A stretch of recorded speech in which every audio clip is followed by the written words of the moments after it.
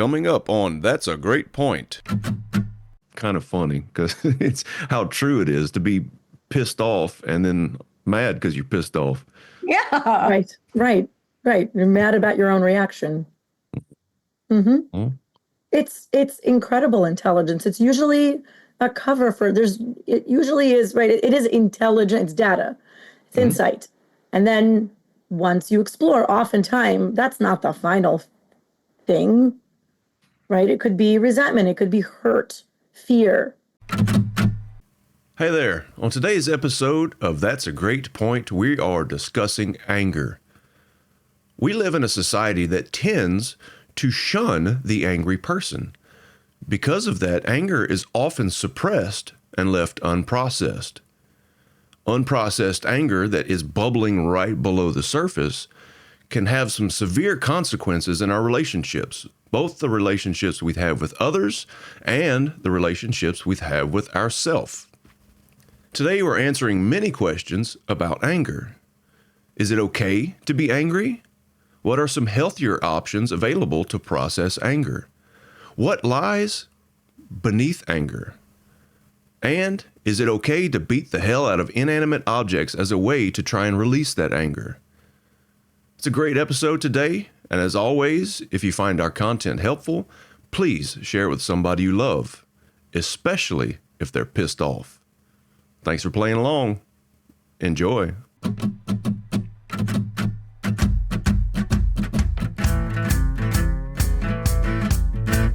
Welcome to That's a Great Point, the attitude adjustment for your soul, where co-hosts Alina Doran, Michelle Albers, and Lee Smart discuss deep topics around a life well lived. Let's start the show. Record to this computer. There we go. Wait, say that again. I don't know what that was. No. That was it sounded like tech help. Right? Oh, I love our topic. I have so much to say. I have a feeling all three of us have much to say. Oh, speaking of tech help, anger, same thing, right? Definitely amplifies. Mm-hmm. Oh, yeah. Mm-hmm. I was so busy this morning. I've been recording voiceover demos so I can possibly get some voiceover work in TV commercials and audio books, video games. So I've been recording a whole bunch of different samples. And then I looked at the clock. It was 8:50. I said, oh, shit, I haven't brewed my coffee yet. I cannot podcast without coffee. I made myself a coconut latte this morning. It's delightful. What kind of a latte? A coconut latte. Coconut latte. Very nice. A coconut? You want a coconut latte? Yes, please. Yes, please. Yeah. What do you have? All day. I have mushroom coffee mixed with cold brew coffee and walnut milk. Walnut milk? Yeah. There's this one brand of milk that I love because they only have two ingredients, the nut and water. So I drink their cashew milk and their walnut milk. That's pretty cool. It's good. It's good. We had looked into making our own nut milk at one time. We started to do it, and it was such a pain in the ass that we decided it's easier just to buy it. Yeah. I used to go to this amazing cafe that made their own almond milk, and I usually drink my coffee unsweetened. Their milk was sweetened, but with dates, only dates, and it's so labor intensive. It's not. I don't know how labor intensive is it? Much more than I was willing to put in. And I was wondering, why do they charge so much for this coffee? And then I saw their bottles, like the process for making their milk. It's like, oh, okay. Take that extra $1, please. Wasn't angry about it. Look at you. Oh, it's so good. It's so good. I feel like you're stewing. I feel like you're ready to just blurt it out. Just go. Just like topic. What's funny? First of all, music association, Rage Against the Machine, right? Like has so many meanings. Rebel, rage against the machine. And I just, I think about how it made me giddy and made me happy thinking about anger in the shower this morning. That's what we were going to talk about today. It's like, yes, anger. You know why? Because anger is such a gift. It can be such a gift. It's like this tool of intelligence, and we're conditioned to not use it. Like we're shamed for it, right? When we're little, it's like, shh, don't be angry, don't raise your voice, sit down. There's no place in our society for anger to come out. And so it bubbles up until someone has an insane reaction like road rage, you know, like screaming at your partner, losing it. Like, you know, those Snickers commercials, like that satisfying crunch. Do you know what I'm talking about? The hangry ones. There's hangry, and then there's like, it's like a spiteful, somebody does something that's kind of spiteful and funny, and then they eat the Snickers like, ah, that's a satisfying crunch. I have not seen those. So anger and humor can be okay if you soften it with humor, but anger by itself is like, mm. And I've been doing work that deals with anger like nothing I've ever seen. So it's cool. It's very cool to see people around me get angry too. And not just get angry, like to process it. It's beautiful. It's beautiful what happens on the other side of it. It's fantastic.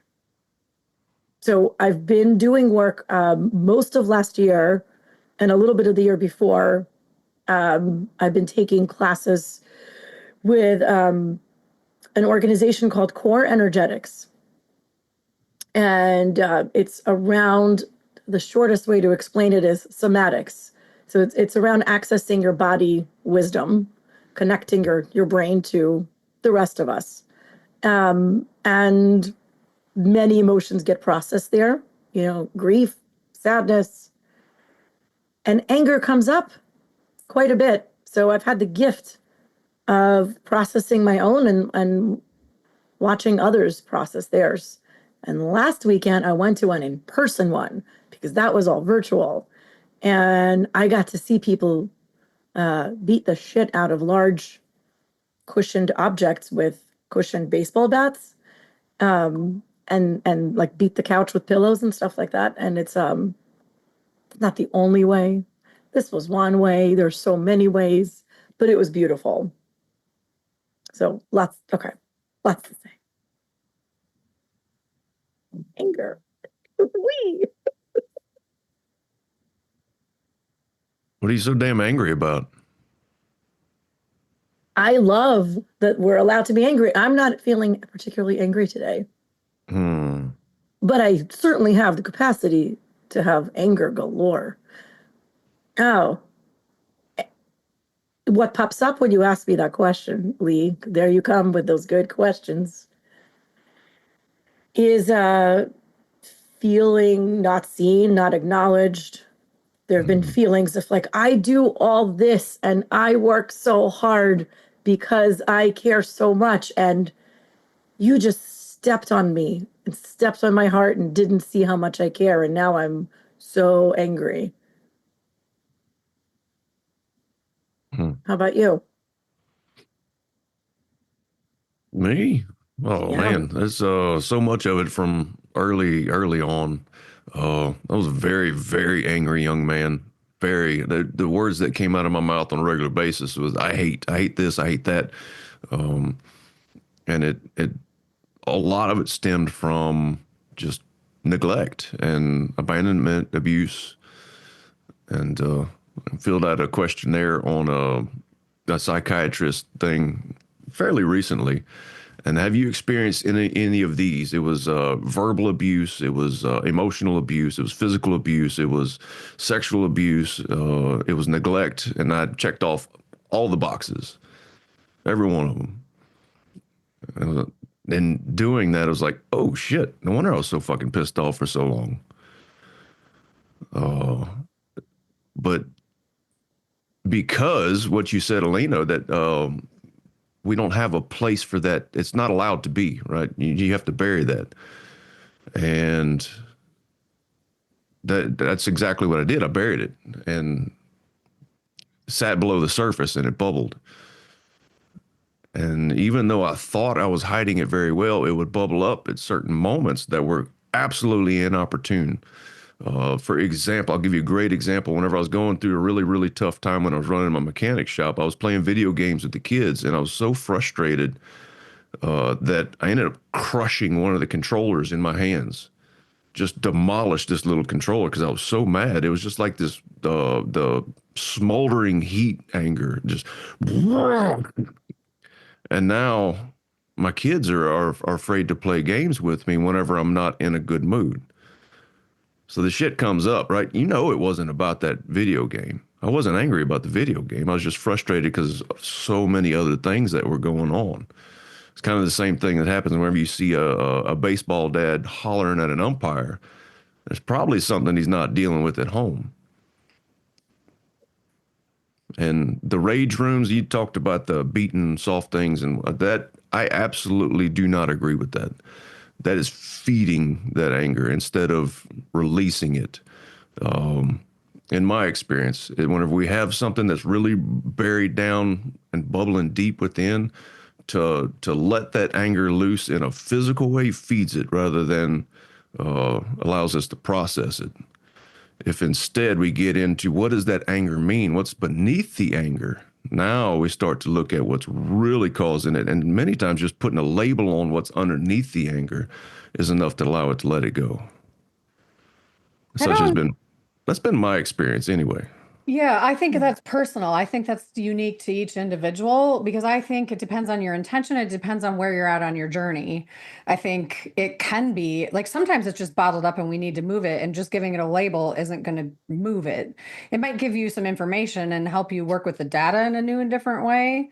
But I think sometimes like better to take it out and get it out in a safe space with soft things than having it come out with your loved ones or elsewhere. And so I think it depends. I think that's a really big it depends because I think some people actually need that physical release.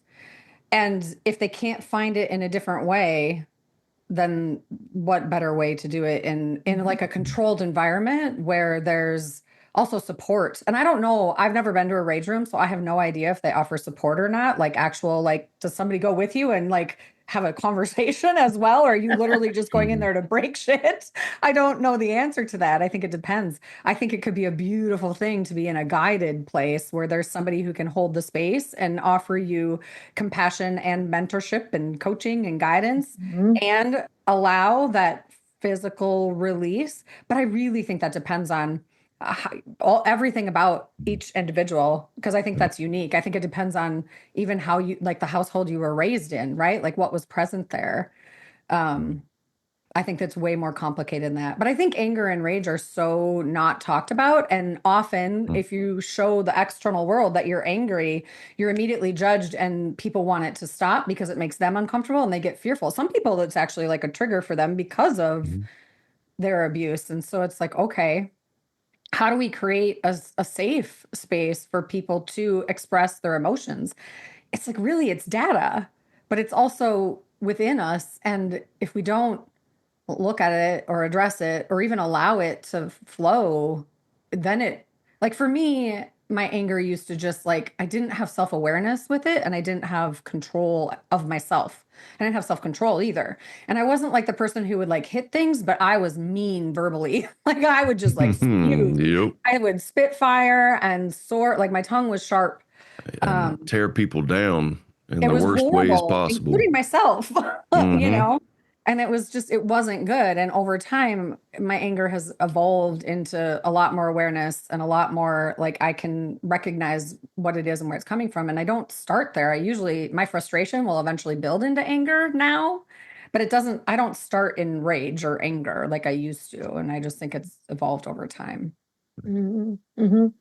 Big, I love everything that you just said, Michelle. It's like a capital D depends. Yeah, yeah. And I agree with Lee. If we just go and beat the crap out of things and call it a day, that is not at all what we're referring to, right? This is a safe space, a safe container. This was not, I've never been to a rage room. I have suggested a group outing to one of those places where you go and break things. That's for funsies, not, I've never been, can't comment. This is very much a controlled environment, support of two therapists who have been doing therapy for many years, talk therapy, all kinds of therapy. And this is one of the tools. And the tool is not beating things up. The tool is to use your body in addition to speaking. So it's embodiment and speaking. And for some people, it may look like standing up and doing a dance. And for some people, it might be assuming a pose. And once in a while, when it's right, when it feels right, for some people, depending on their story, their context, their nervous system condition, discharging that energy is really important. Like it's built up and it needs to go somewhere, it needs to come out. And once it's unblocked, it's like a cork. Once it's unblocked, then tears often come, then more speaking, then more realizations, more insights. So it's part of a much more, comprehensive, sophisticated process than like, go to that room, beat the shit out of that wall. That'll be $10. Thank you. Yeah, I know I'm not alone in what I'm talking about. I was watching a podcast with Tim Ferriss and Gabor Mate, and Tim Ferriss was talking about how to feed that anger it's like running a diesel engine. Once you get it started, it just keeps on running and it keeps on cycling, just gets worse and worse and worse rather than it being a release.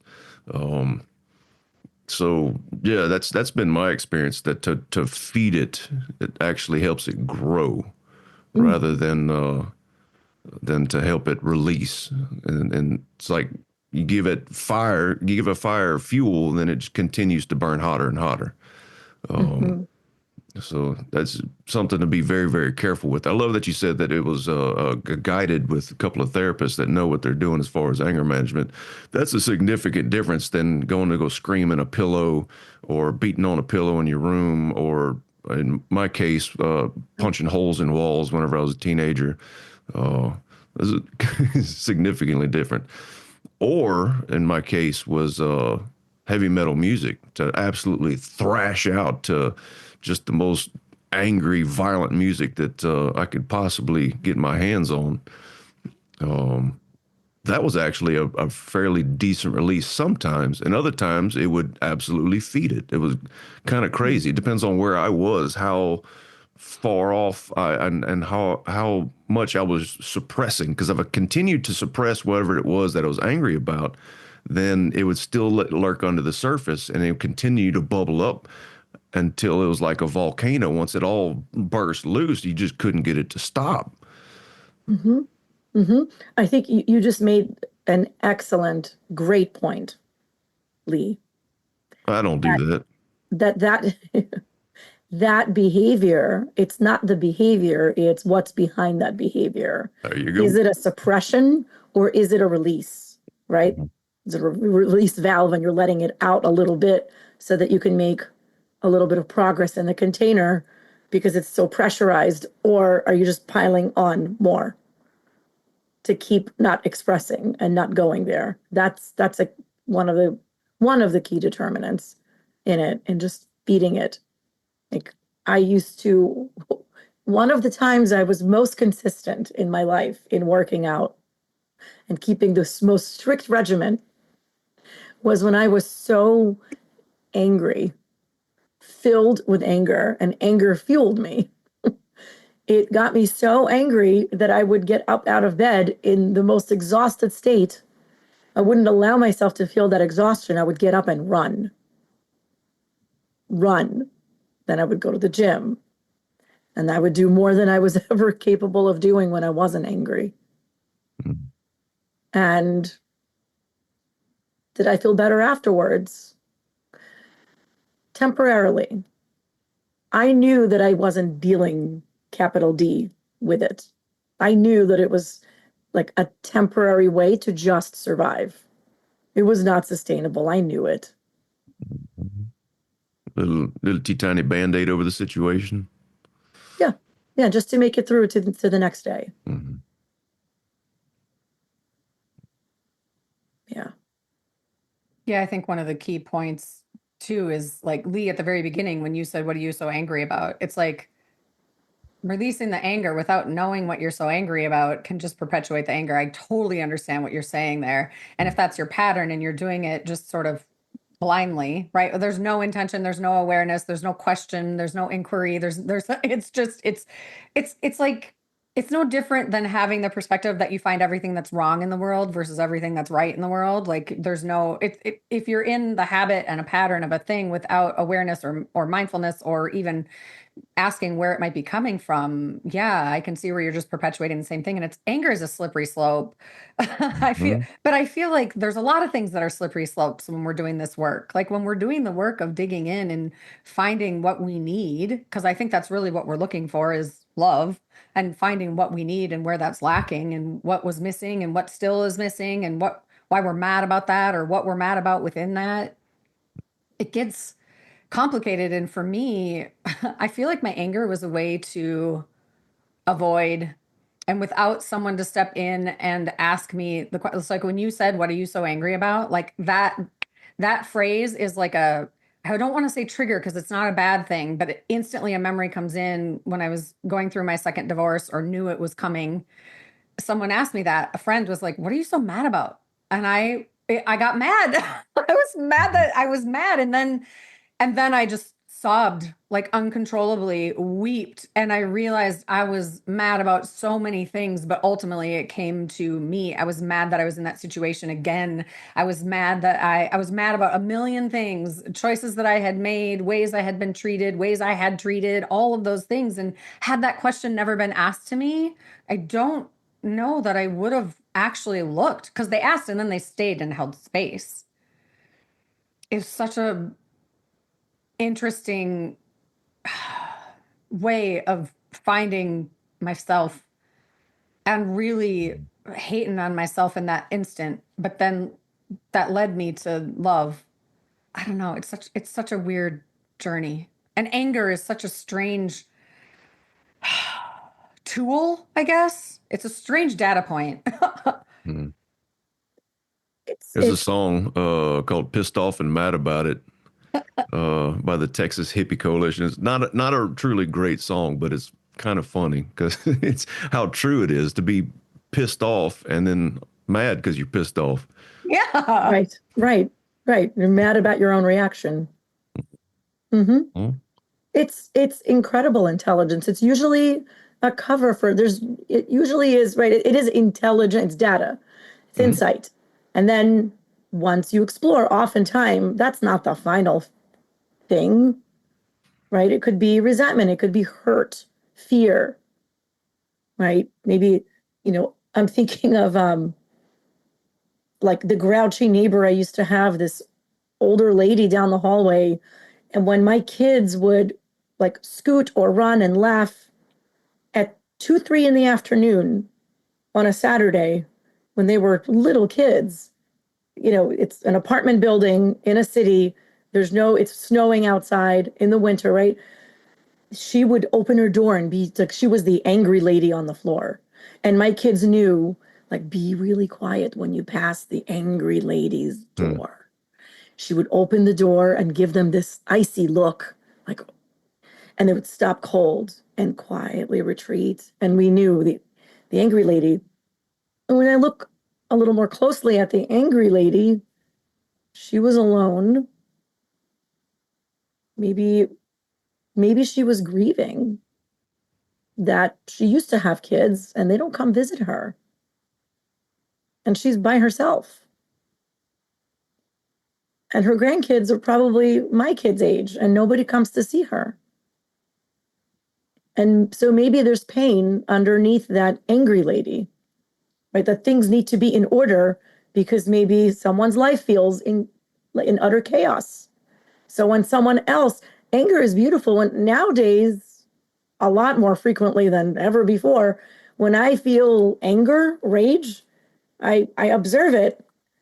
I observe it and then I think, okay, well, it's often a mirror, a reflection onto something. If someone is angering me, evoking that strong of a reaction, there's something in me that I'm noticing and I don't like it and I need to take a closer look. Such a self-fulfilling prophecy. I'm angry because I'm alone, but I'm alone because I'm angry. Mm. The vicious circle. I was just thinking about rage when you said that, Alina. I'm like, I don't think you can observe rage in the moment of rage. I think to me, rage takes over completely. You might be able to hindsight look back, but like Yes. rage is a whole different beast in my Yes. like definition of it. And I Yeah. find like, oh my goodness, it's like it's so loud. It's so loud, it's deafening.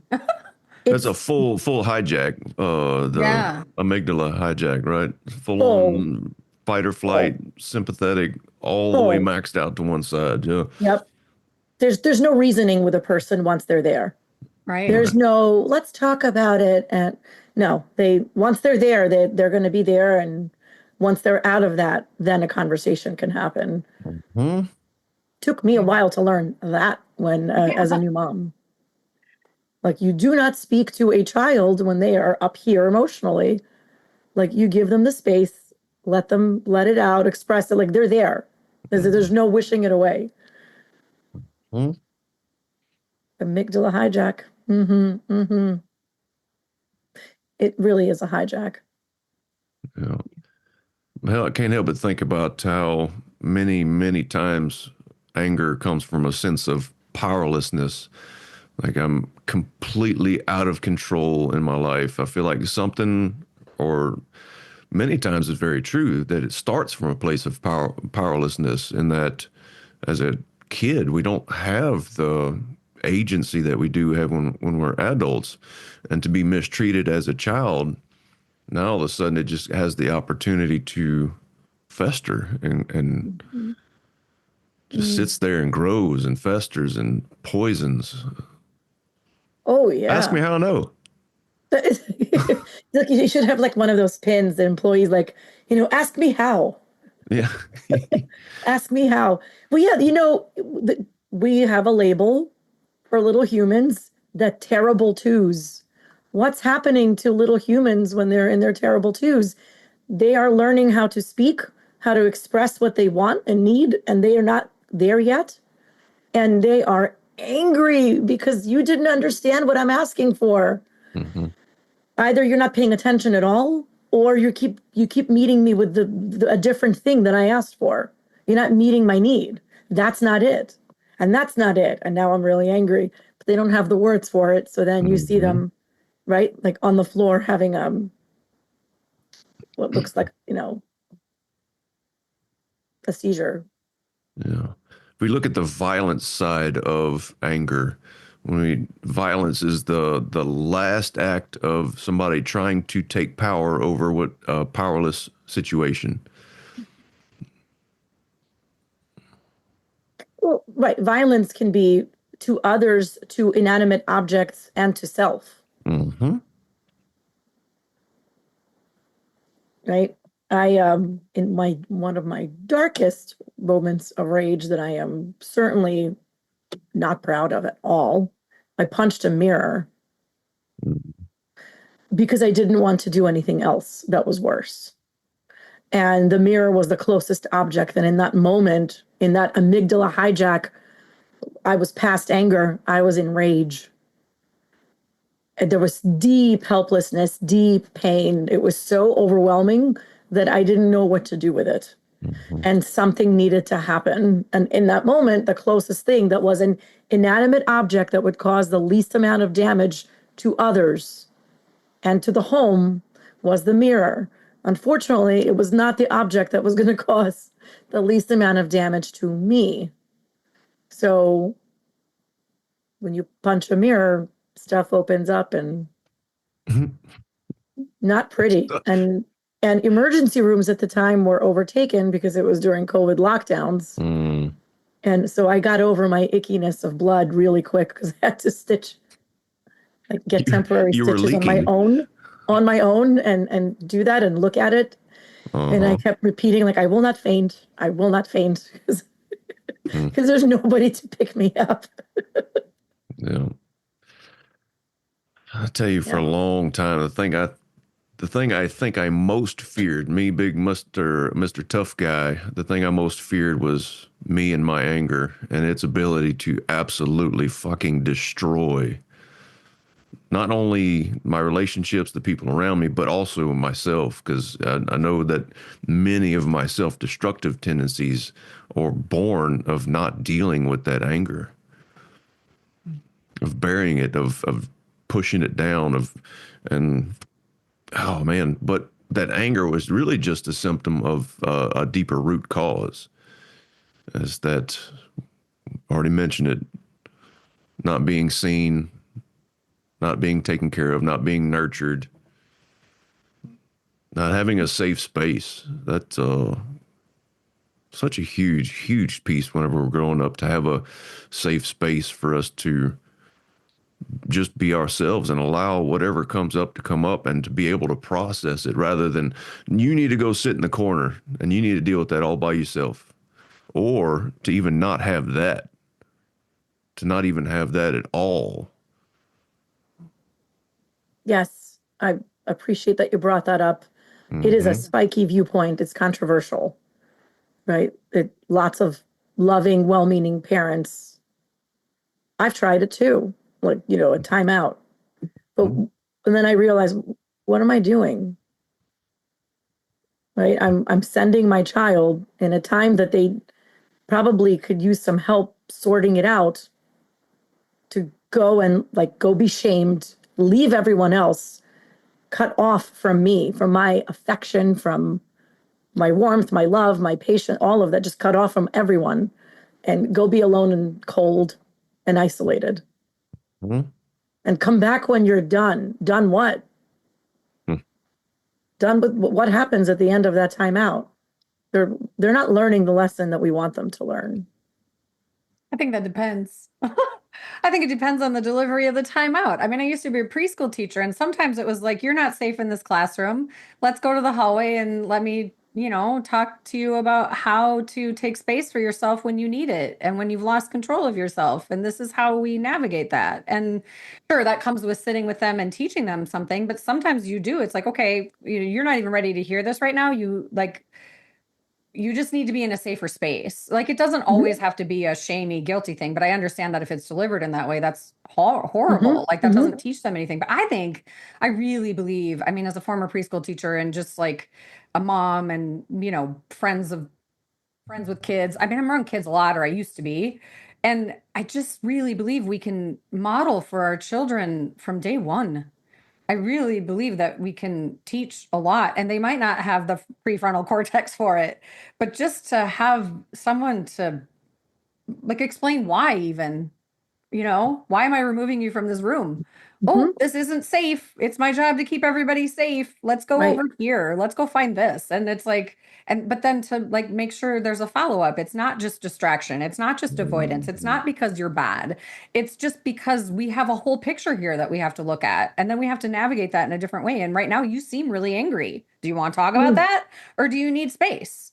And I don't even declare it. I learned that lesson the hard way, probably more than once, to declare that someone is feeling something just because they're outwardly showing it some kind of way. Why would I make that assumption? That's not even fair. So the way that you describe giving that consequence is very different from how Yeah, it's often administered. right. Right? One, you're teaching them the tool. Two, you're doing it when the others are physically unsafe. And that's not go be alone. It's we need to save the others. We Yeah. need to make sure you don't throw that wooden train at someone's head and they don't get injured. So you need to be in a different space. Yeah, but I also think going to be alone is a really great skill, and it helps us learn independence and navigate self-control and not be Absolutely. codependent, and to understand that like we are our own authority, even at age 2 when they're in a timeout. Maybe not sitting in a chair facing the corner, like that's kind of shameful, but also if that's the only space where you can, because it's about desensitizing. We don't need all these distractions right now. We need to go inward. And so it just depends on how it's delivered. But I think, like to your point, Alina, I think so many people deliver quote unquote punishment, Yes. versus Mhm. Shame. discipline, you know? Shame. That's right. Mhm. That's their like F you, but they're Yeah. censoring themselves. They're not allowed to say F you because Mhm. they know That we know well in our most of our society. You try not to curse around your children, but they could say time out, and that's it. So it's very punitive, very humiliating, very like, I took your power away and you have none.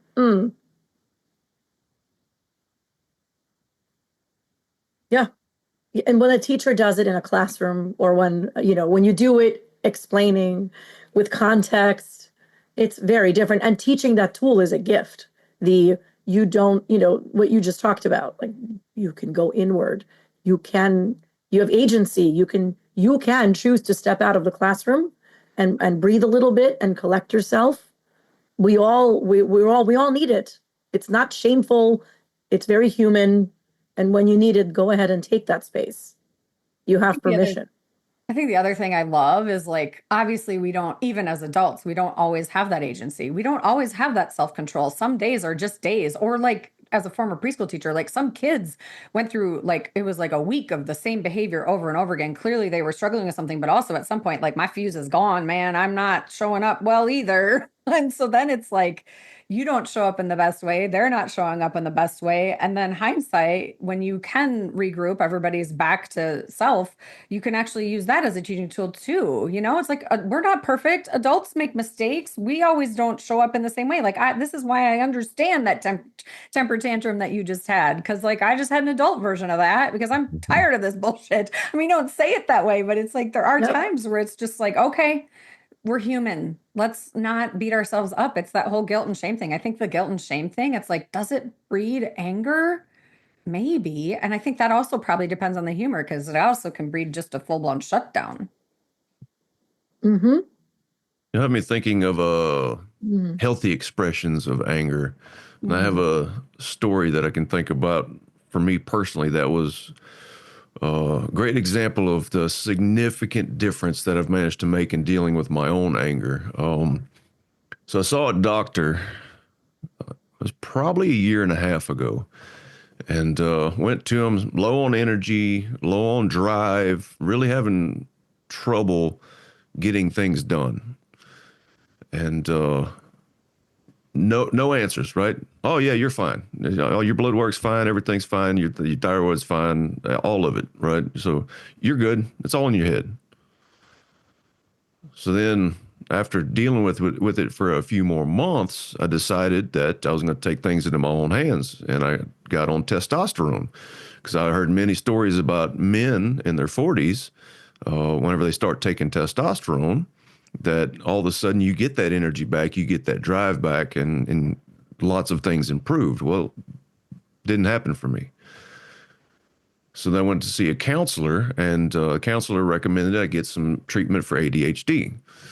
And so I called my doctor up and I said, hey, the counselor said this. Can you help me with that? He said, yes, absolutely. Then he had my blood work drawn, and I went in to go see him. And the pre-tests that he was giving me, the questions he was asking me were obviously very, very leading, because he kept asking me about the symptoms of testosterone. What happened was he saw that I had been taking testosterone in my blood work, and then decided right then and there that he wasn't going to help me because I was on testosterone. And whenever he decided that I needed to get off of testosterone and come back and see him in a few months, I was pissed. It's like, dude, I need some help. And I came to you for help. And I was absolutely fuming because of it. Normally, what I would have done was just kept quiet, because I'm afraid of the damage that I can do when I get really pissed off, because I was about to absolutely scathe him and tear him down as a human. So it's either light him on fire or it's be quiet. These were the options that were available to me in the past. Whenever I noticed that anger, I said, oh, wait, that can be here. What's it trying to tell me? And I used that in a healthy way to try and further the conversation rather than lighten him up or shutting down. I decided to, okay, what's going on? Tell me what's happening. What can we do? What does it look like in the future? And he continued to stick to his guns and say, I'm not helping you, get off the testosterone, come back and see me in 3 months.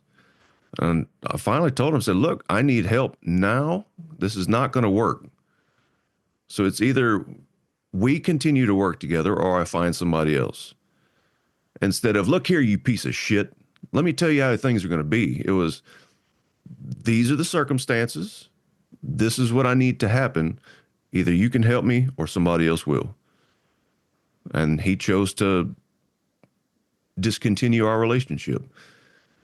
And that's fucking great because now I have the opportunity to not fume over it, not to worry about it, to actually go seek help. So it's a pretty significant moment for me because that's in the past, it would have gone one of two ways. It's burn him up or just be quiet and then never say a thing.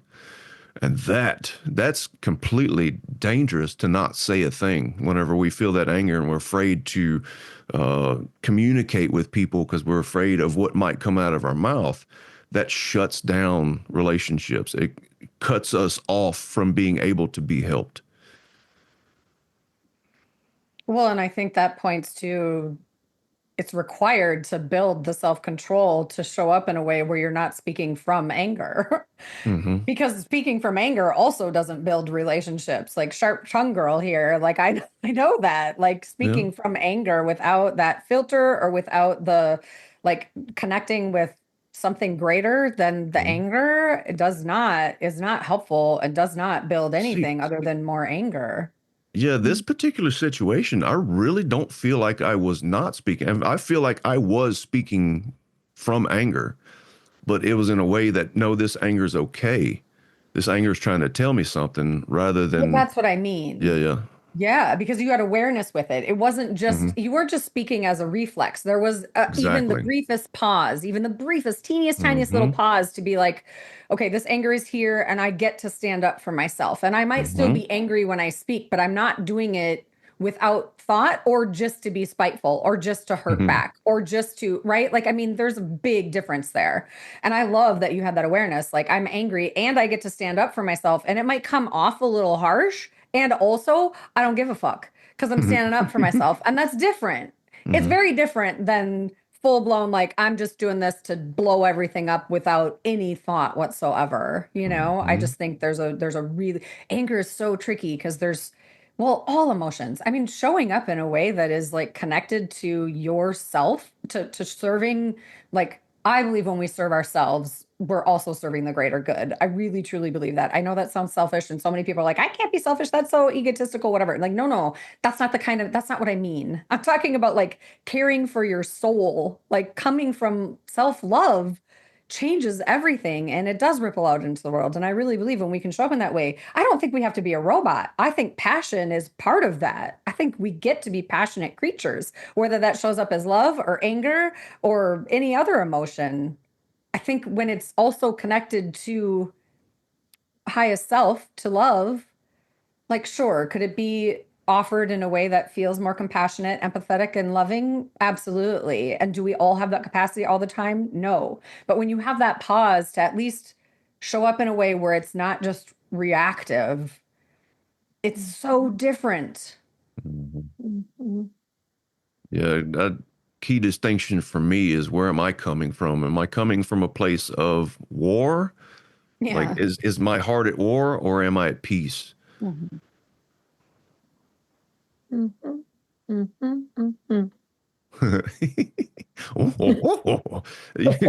me of Tim Allen. Oh, funny. I was thinking of the candelabra from Beauty and the Beast. Garçon. Oh, What a great character. so good. Lumiere. Yeah. Oh, bien sûr. Shall we? Anything else to say before we hop into the three? I'm so pissed off that you asked that question. Good. That's it. I'm out. I'm gonna go throw something. I protest.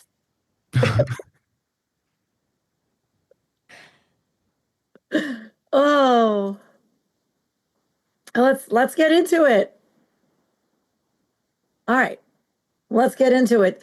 Let's talk about anger. Oh, anger. No, really, anger. Anger is a gift. Anger is a gift. The invitation is to think of it this way. Sometimes life sends us subtle signals, like a path that's lit. Sometimes we need bright lights. Anger gives us a bright light that guides us to the answers when we're brave to look that way. Anger often is not the final feeling. Anger is a signal, it's intelligence. Often, when we go there, when we see it, we will see that underneath that anger, that's the first emotion, there's often fear, there's often pain. Pain of being not needed, pain of being not seen, not important, futile, vulnerable. Really painful to be vulnerable. And so anger is often a shield. So anger can absolutely be a gift. Anger can also be a driver for good. Boy, can it be a driver for bad. And it can be such a driver for good. When we feel angry, when our rights have been stepped on, when our values and beliefs, deeply held beliefs that that are a reflection of our higher self, are stepped on, anger is a good thing. Express, don't suppress. That's number 2. So when we suppress anger, we are continuing to pressurize ourselves and continuing to build that up, increasing the statistical likelihood that at some point the gasket's going to blow open and we're going to show it in a very destructive, unhelpful way. So look at it, express it. Expressing it can look very different from person to person, and it always depends on the context. It may look like observing it and acknowledging that that's what's happening. Or maybe once we're out of the most heightened emotion, say, oh, wow, I got really, really angry there, and get curious.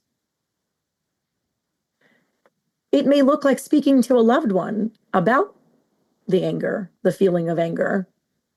What's behind it? Maybe they can help you explore it.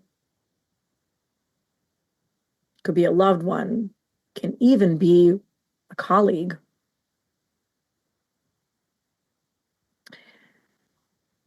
Not everyone deserves, and not everything deserves your anger and emotion, that much of your investment of your energy. So the invitation here is to look at where it's being spent, and if that is aligned with what you value most in life. I could go on and on about anger. There's so much more to say, but that's a starter. Okay, I'm up. Anger. Some people, when they're angry, are not safe. Maybe that's you, maybe that's someone else in your world. If that is the truth, get help, right? Get help for yourself, find a safe space, do whatever you have to do to be safe. But recognize that anger can be scary. And sometimes you need to figure that shit out, whether it's, I mean, it's always for you, whether you're with someone who's not safe when they're angry or whether you yourself are not safe when you're angry. Solving that is not a solo quest. I'll say it that way. I don't know why I said that, but I'm just going to leave that there. um, and then if you're a person who likes visuals, one of my favorite ways to navigate anger when I'm in a place where I can play with it a little bit, I see anger as fire, because fire is transformative. You can put a piece of paper in the fire and it becomes ash. You can make wood into charcoal, right? There's a lot of different things you can do with fire. I think that's true. There's a lot of different ways you can use fire to transform. And when fire is out of control, it's destructive. And when there's absolutely no ember left, it's just dead, right? And I think to have some, like, to be influenced by the world and to get angry sometimes is perfectly human. So I think to completely expect yourself to show up never having that fire of anger is unrealistic. And if you think about anger as fire, for me, that was a helpful way to think about it, because I can tend to the fire, right? I can tend to my anger and I can give it what it needs to create that perfect alchemy to make it transformative. And so a lot of people I'm finding, like, there's two camps in my world anyway. There's the people who are comfortable with anger and don't mind living there every now and again or always. And then there's the people who anger scares them. And I think that's why I said the first thing, like, yeah, anger can be scary, you know? And if you see anger as fire, that's a different thing. I'm going to get out of the fire thing now, and I'm going to move into my third thing with anger. And I think this is one of my biggest aha moments when I'm just not, I don't rage like I used to. And I don't find, like, there was a time where I was like, rage room. Yes, I need that. I have to release and let go and do this thing. And I'm not that way anymore. I don't have that. I definitely get angry still, but it's usually, it builds from frustration and I go into anger. But one of my biggest ahas when I was healing so that my anger showed up in a new, authentic way is that I expected the world not to be hard. I expected life not to be hard. I wanted it to be easy. I wanted to always feel loved. I wanted to always have my needs met. And I was mad when that didn't happen. And if you can understand and realize that, like, life is just fucking hard and you don't have to hang into the hard. Like, life is hard. I accept that. Also, life can be fun. Life can be silly. Life can be playful. Life can have joy. Life has it all, literally.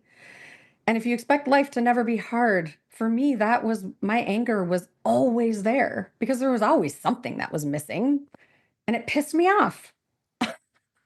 And now I'm like, life can be hard and silly at the same time. And the silly gives you a reprieve from the hard, but life is fucking hard. It just is. It's also delightful and it's a gift and I'm grateful for it. So I feel like that was a messy anger 3 for me. And also, anger is absolutely one of the messiest things when we're doing our healing work, especially. Hmm. I love that you use the fire analogy. I was thinking about cooking food. I use a gas grill almost daily to cook my food, and when that fire gets out of control, it absolutely burns my patties. But when you get that fire just right, whoa, you can't, it's hard to beat a good cooked steak on a gas grill like that. I tell you what. All right, so my 3 for anger. Number 1 is going to echo exactly what we were just talking about. There's various expressions of anger that range from completely unhealthy to healthy. Anger is a phenomenal motivator, and I wouldn't want to rely on it for a long-term motivator. If somebody goes to mug you on the street, anger is absolutely a perfectly valid emotion in that particular circumstance.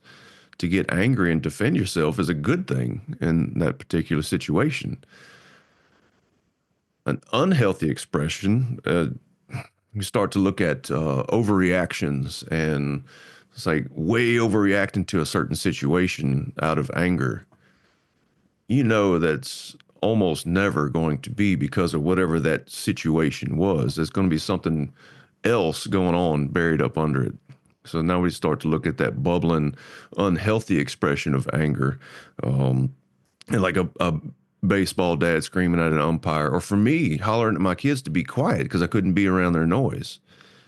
I had so much going on in my life that my nervous system was so jacked up, so ramped up, full on the fight or flight sympathetic state that just that little bit of extra noise set me over the top. So it caused this outburst of quiet. And I don't want to be like that for my children. That's just not okay to me. So it's required me to do a lot of work to learn how to express things and deal with whatever was bubbling under the surface.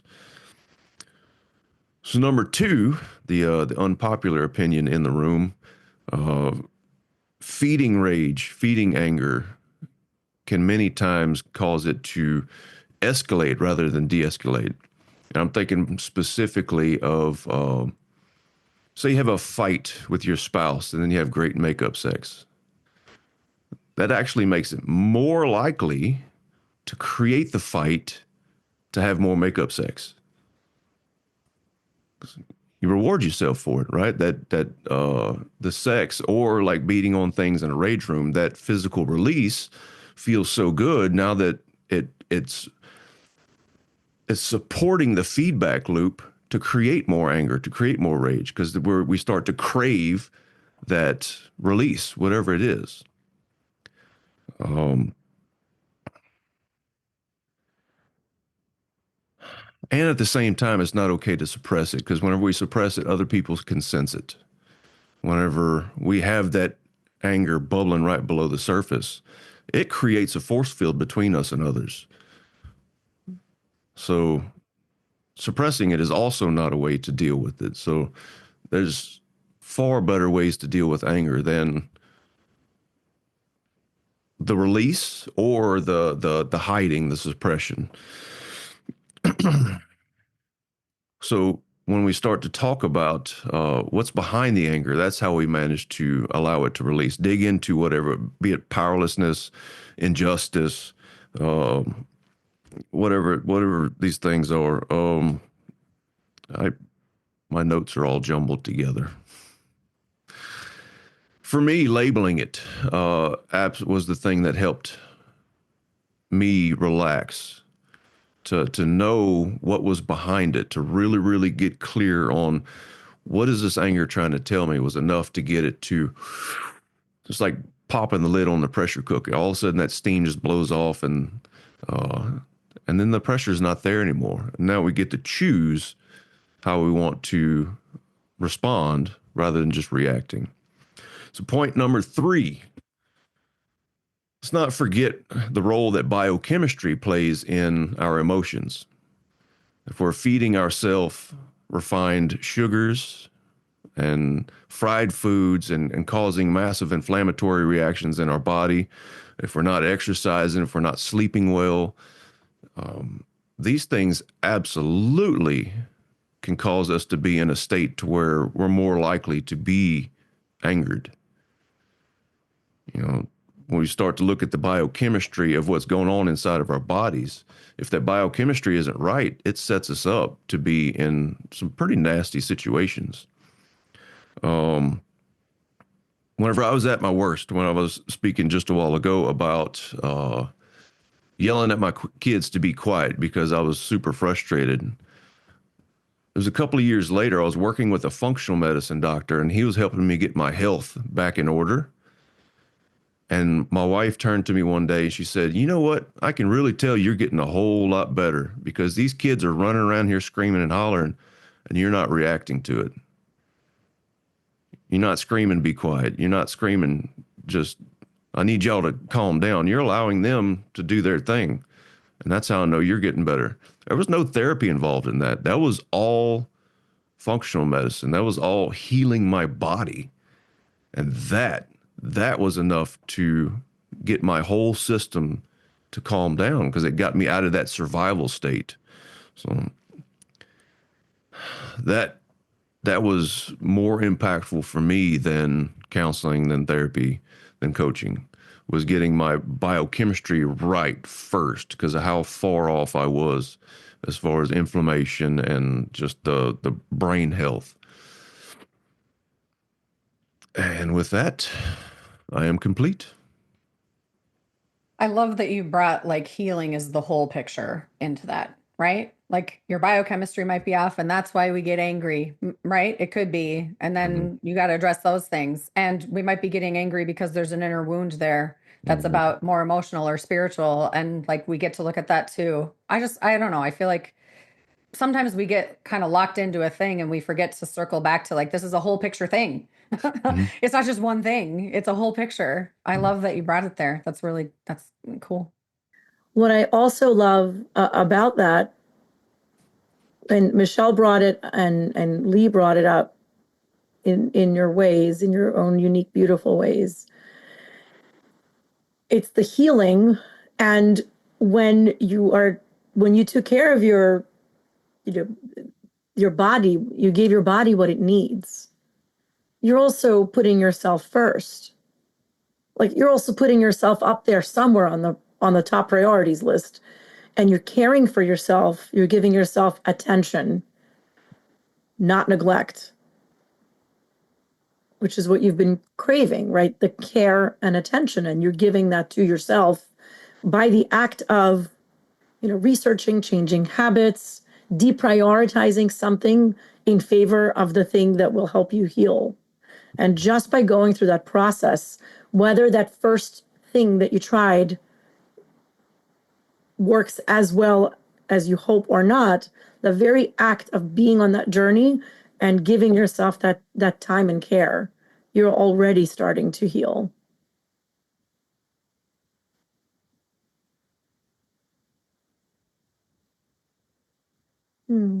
Heal. Mhm. We start with anger and we end with heal. What a beautiful arc. Mhm.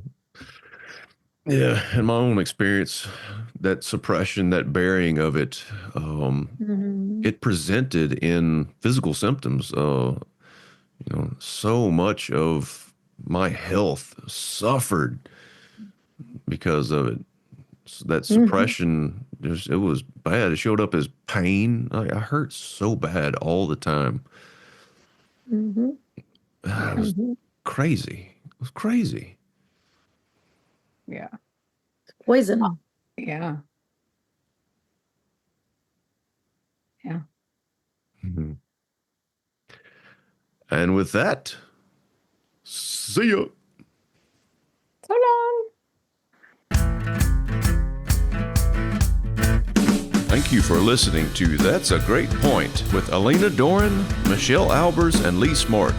To find out more about how we can serve you, check out our links in the show description. Thanks for playing along.